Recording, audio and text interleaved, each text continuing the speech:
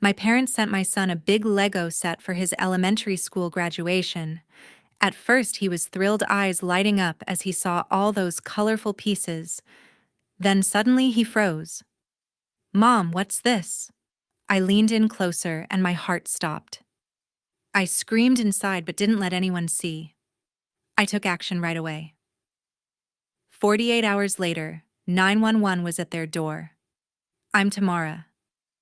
Caleb's elementary school graduation day was supposed to be just a simple afternoon in Indianapolis. Nothing fancy in our backyard. Some folding chairs, pizza delivery from the place down the street, a few of his fifth-grade friends, laughing, music playing from a Bluetooth speaker. I wanted to make it special for him, something he'd remember before heading into middle school. The package from my parents arrived right when everyone was cheering through the gifts. Big box, shiny, wrapping, red bow tied perfectly as always. The card read, "Congratulations to our dear grandson." Caleb tore it open and gasped when he saw the huge Lego set he'd been dreaming about. He sat right down on the floor, started snapping pieces together, grinning ear to ear. Then he stopped. His face went a little pale and he pointed to something under the plastic on the side of the box. "Mom, what's this?" I smiled, leaned down to look closer. Beneath the thick plastic there was a hard square edge that didn't belong on any Lego piece. My stomach dropped. Something was wrong. Very wrong. I kept my voice light. Laughed it off. "Let me check it later, buddy. Keep building." I carried the box inside, set it up high on a shelf. Came back out, kept smiling, clapping, taking pictures like everything was fine. But inside my head, everything had already changed. What do you think I did next? Did I go too far or not far enough? Drop your thoughts in the comments and don't forget to subscribe so you don't miss what happens next. Trust me, you won't see it coming. The last car pulled away from the driveway and the house finally fell silent. I waited until Caleb was settled in his room, controller in hand, lost in the new game his friends had been raving about all afternoon. He looked content, that perfect kind of tired kids get after a day full of excitement and running around. I told him he could play for another half hour before lights out. He nodded, eyes glued to the screen, already deep in whatever level he was on. Once I heard the familiar music and sound effects starting up from behind his closed door, I headed back downstairs. The Lego box was exactly where I'd left it on the kitchen counter.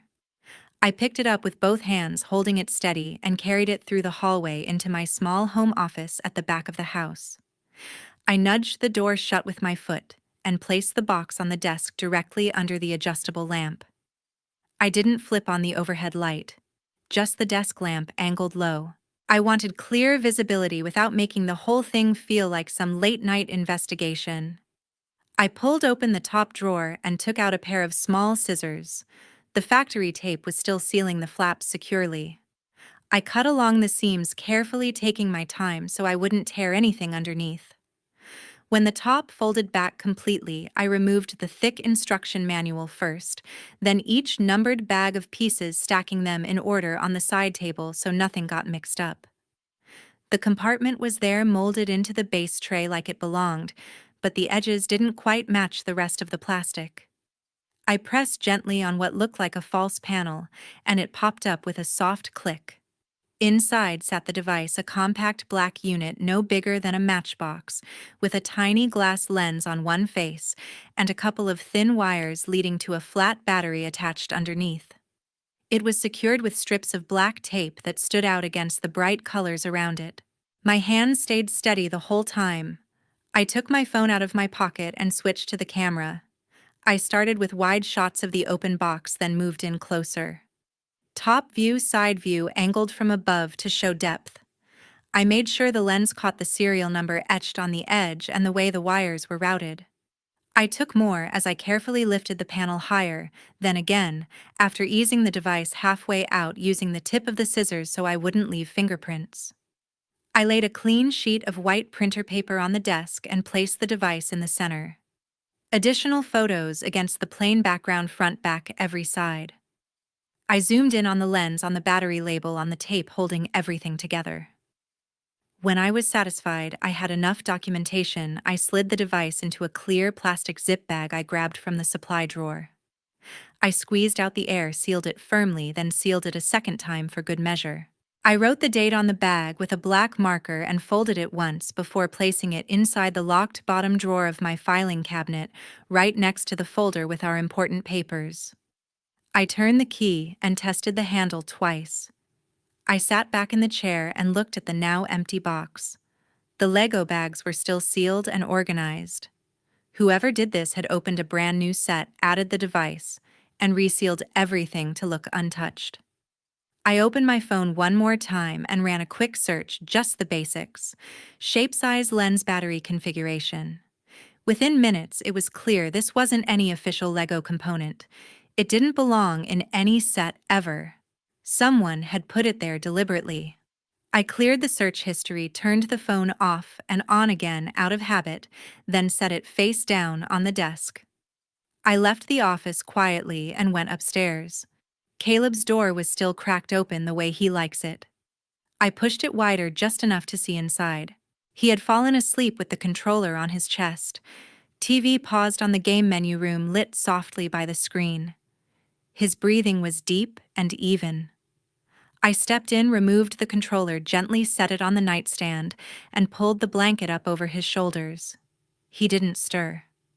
I stood there a few seconds longer, watching him. Tomorrow he'd wake up excited to build that set. I'd have to figure out how to handle that conversation. I pulled the door almost closed again, leaving the usual strip of hallway light. Downstairs, I filled a glass with water from the kitchen sink and stood looking out the window. The backyard was dark except for the glow from the neighbor's porch light. The folding chairs were scattered where we'd left them, a couple of empty pizza boxes on the picnic table. Tomorrow I'd clean everything up. Tonight I had decisions to make. Later that night, I sank into the living room sofa with my phone in one hand and the laptop open on the coffee table in front of me. The house was completely quiet now. No more game sounds from upstairs, no distant traffic noise from the street. Just the soft hum of the refrigerator in the kitchen and the occasional creak of the floorboards settling. I couldn't sleep. Not yet. My brain wouldn't shut off. The only question that kept looping was simple but heavy. Why would they do this? Why would my own parents plant something like that in a gift for their grandson? I needed to understand the motive, so I let the memories surface one after another, forcing myself to look at them straight on for the first time in years. The first thing that came to mind was Norman, my dad. He has always judged people, and especially his kids, by their financial success. When I was growing up, Sunday dinners were less about the food and more about his updates on investments, retirement accounts, property values. If I brought home a good report card, he'd nod and say, "That's nice, but grades don't pay bills." When I got my first part-time job at 16, he sat me down with a spreadsheet to track every paycheck and expense. "Money is security, Tamara. Lose control of it and you lose everything." Even after I moved out and started my own life, the habit continued. He'd call just to check in, and within minutes ask about my 401k contributions or whether I was maximizing Caleb's college savings. It wasn't advice, it was oversight. They always needed control over money that wasn't theirs. I pulled the blanket tighter around my shoulders. Those conversations never felt like concern. They felt like ownership. Norman couldn't stand the idea of resources existing outside his influence. They always needed to control money belonging to someone else. Next came Pamela, my mom. She was different, soft voice, warm hugs, always the one to smooth things over when Norman got too sharp. But her kindness had edges. After the divorce, she increased her visits, showing up with grocery bags or little treats for Caleb. "I worry about you handling everything alone, sweetheart. It's a lot for one person." She'd sit at my kitchen table, sipping tea, and list all the ways single parenting was challenging. "Boys need structure, discipline. Are you sure you're getting enough rest to stay patient? It sounded supportive on the surface, but every comment carried the same underlying message: I wasn't managing well enough without help. She'd praise Caleb to his face, then whisper to me later, "He's such a good boy, but he could use more stability." She positioned herself as the safety net I apparently needed. They always believed I wasn't good enough to make decisions on my own.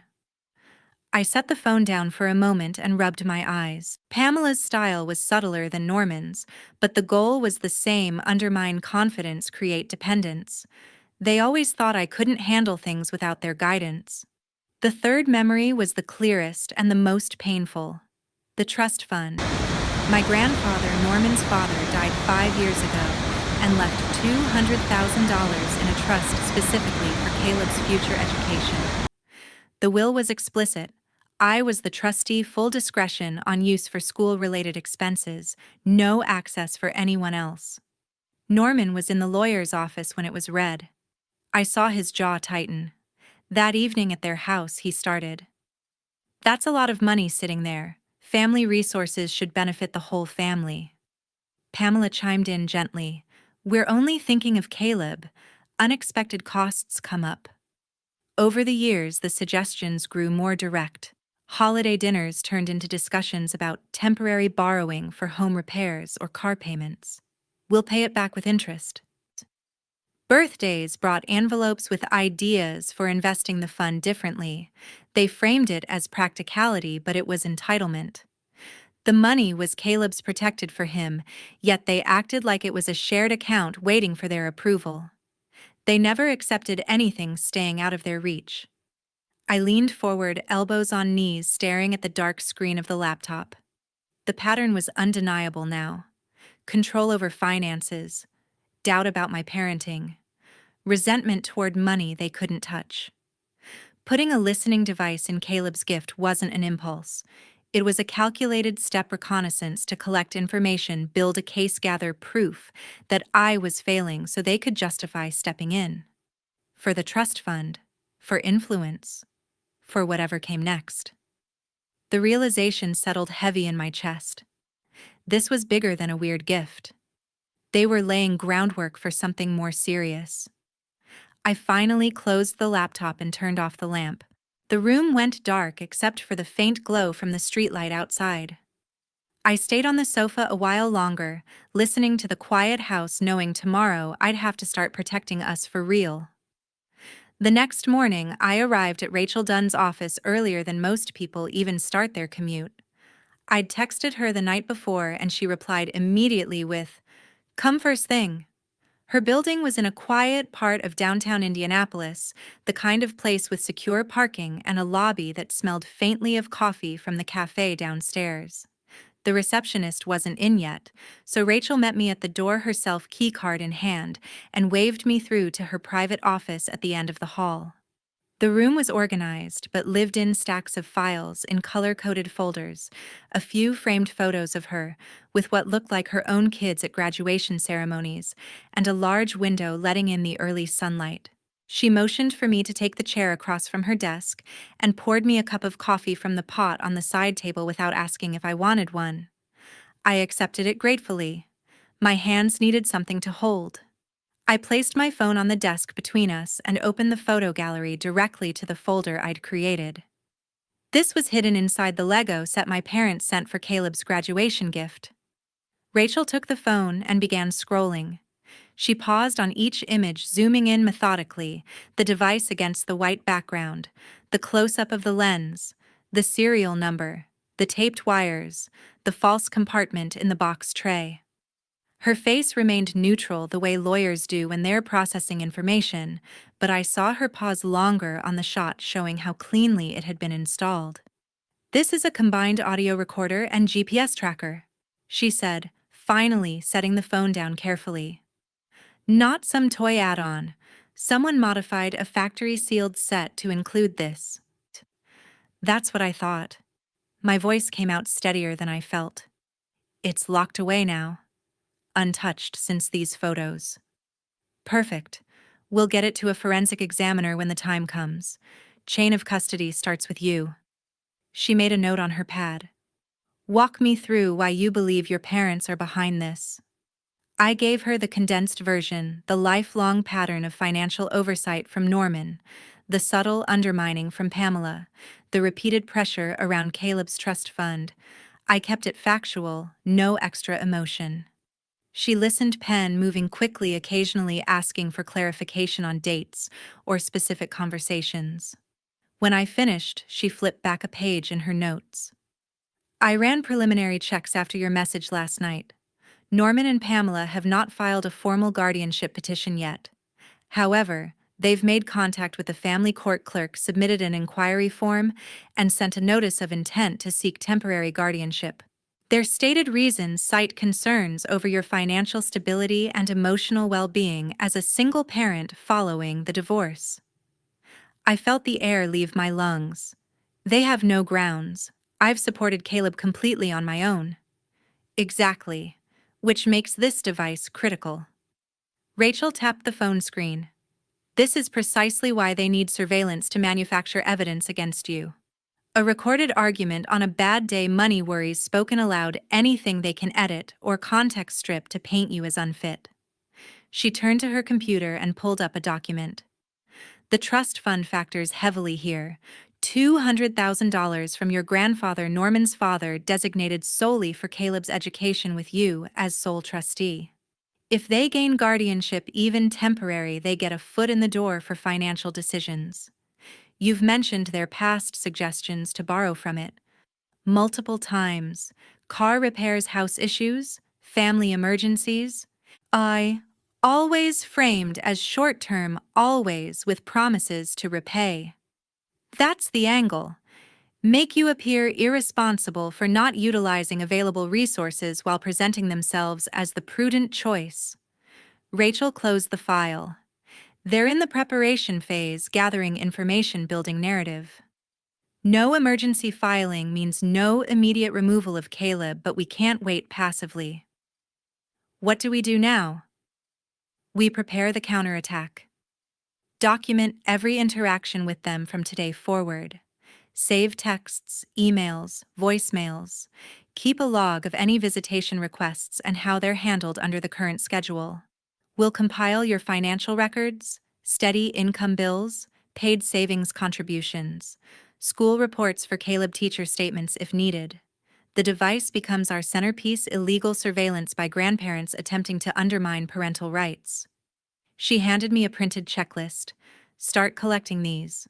References from friends, pediatrician notes on Caleb's well-being. The moment they file officially, we respond with our own motion highlighting alienation and privacy violation. With physical evidence like this, judges take it seriously. I folded the list and tucked it into my bag. The coffee had gone cold, but I drank it anyway. For the first time since discovering the device, I felt ground under my feet. Not panic. Purpose. Rachel stood to walk me out. They're expecting hesitation or anger from you. Give them neither. Stay methodical. I will. I meant it. In the elevator down, I watched the numbers descend. They thought they were collecting leverage against me. Instead, they'd given me the strongest weapon possible. A few days later, the weekend arrived, the one where the temporary court order allowed my parents to take Caleb for a few hours to host their own second graduation celebration. Rachel had warned me it would happen unless we had grounds to block it completely. The judge had maintained grandparent visitation rights for now, limited to daytime public places only. Pick up and drop off at a neutral spot. No overnights. I hated every part of it, but I stuck to the letter of the order. Friday evening, I unboxed the smartwatch I'd ordered rush delivery. It looked fun, bright screen games, basic texting, but the real feature was the hidden SOS button. One long press sent an immediate GPS ping to my phone and started recording audio for up to 30 minutes. I called Caleb into the kitchen after dinner. He hopped up on a stool, curious. I slid the watch onto his wrist and adjusted the band. This is important, okay? I said, keeping my tone light but serious. Tomorrow, when you go with Grandpa and Grandma, if anything feels off, if they take you somewhere different than the park we agreed on, or if you just get uncomfortable, press this button here and hold it. He studied the screen. What does it do?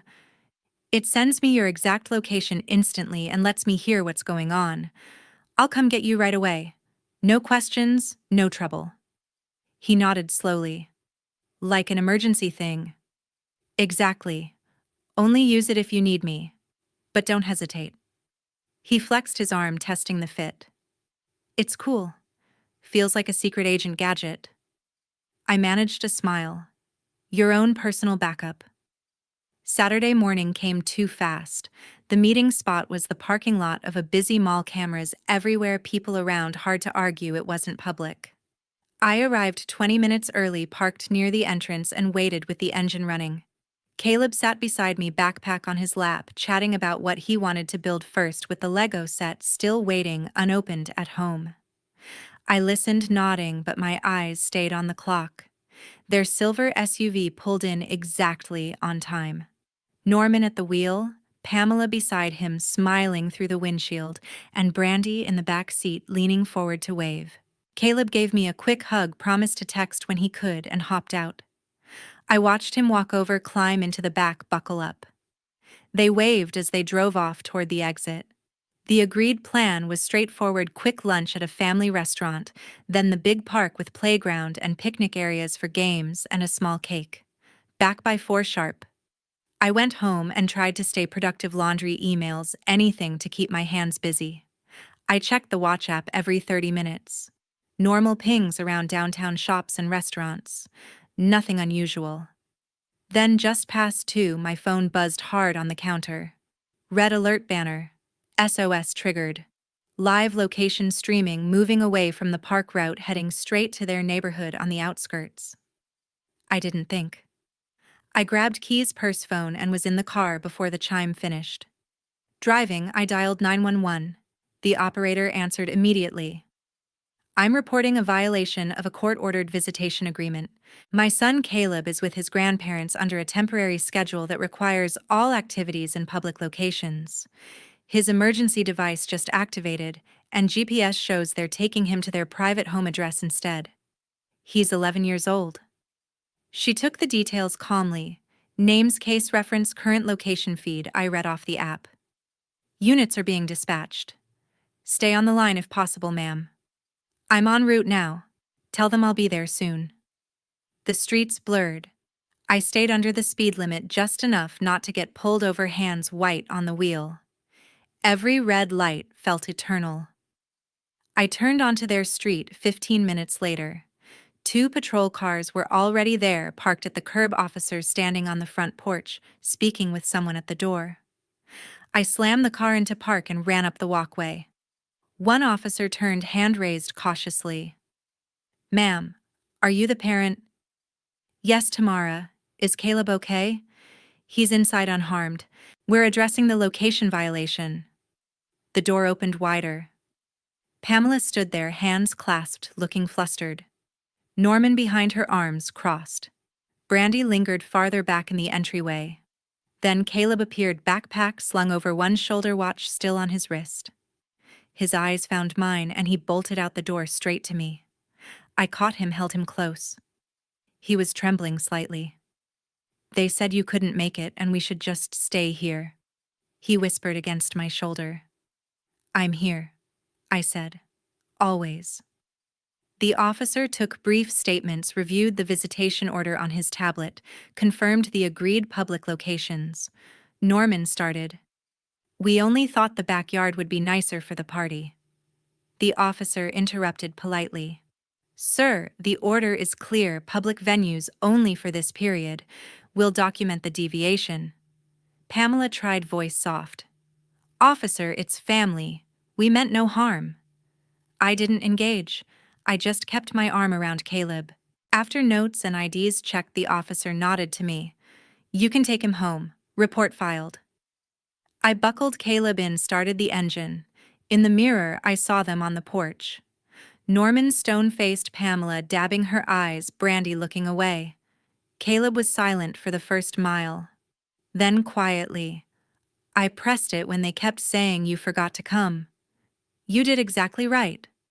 We stopped for ice cream on the way home, even though neither of us was hungry. Something normal. The watch had captured everything. And now the police report backed it up. They had crossed the line for good. The officers confirmed the situation on the spot and cleared me to take Caleb home immediately. We drove in relative quiet. Caleb stared out the window, processing. I didn't push him to talk. When we pulled into the driveway, he unbuckled and followed me inside without a word. I locked the door, set his backpack by the stairs, and watched him collapse onto the couch, shoes still on. You want anything, water, snack? He shook his head. Can I just sit here? Take all the time you need. I left him with the TV remote and went to the kitchen table. My phone was still in my hand, the watch app open to the SOS event. The recording icon pulsed red, untouched since the alert. I plugged in earbuds, sat down, and pressed play. The timestamp started the second he pressed the button. Clear as day. Norman's voice came first, low and commanding. Listen carefully, Caleb. When people ask why you spend more time with us, you say your mom has a lot going on and sometimes forgets things. Pamela's tone next, soft and coaxing. It's not lying, honey. Mommy gets stressed and she's not always as stable as she could be. You can tell them that. Brandi jumped in, light, almost playful. Just practice it.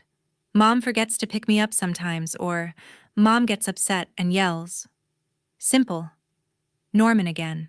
And if the judge ever talks to you directly, you say you'd feel safer and happier with more time at Grandpa and Grandma's house. Pamela. We can give you the structure you need.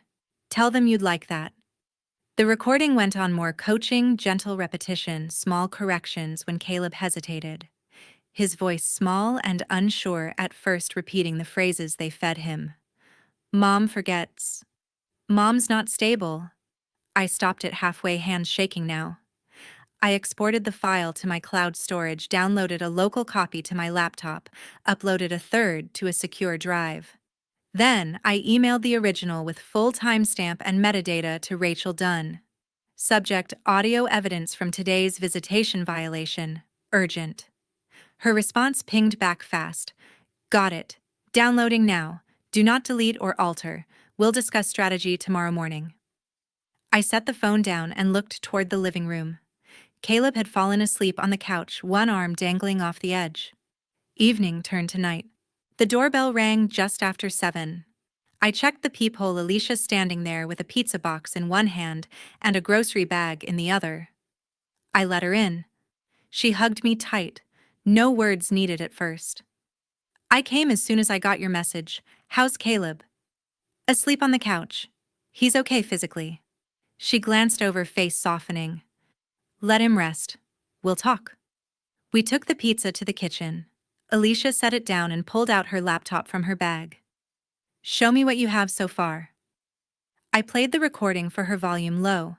Her expression hardened with every word from Norman, Pamela, and Brandi. When it ended, she exhaled sharply. This is coaching. Straight up alienation. I know. Rachel has it now. Good. But we need the full picture. Alicia opened her email and text archives on her screen. I've kept everything too. Let's pull it all together. We worked side by side for hours. I pulled up old threads from my phone and computer, emails from Norman, demanding access to Caleb's savings statements for tax purposes, texts from Pamela after every minor school issue suggesting a longer stay with us would help him focus. Brandi's messages were more recent, casual but pointed photos of fun family dinners, with captions like, "Wish Caleb was here more often," followed by questions about the trust fund balance. Alicia found a chain from 2 years back where Norman sent investment advice for the trust, insisting I move it to an account he could monitor. When I refused, Pamela followed up with, "We're only trying to protect Caleb's future."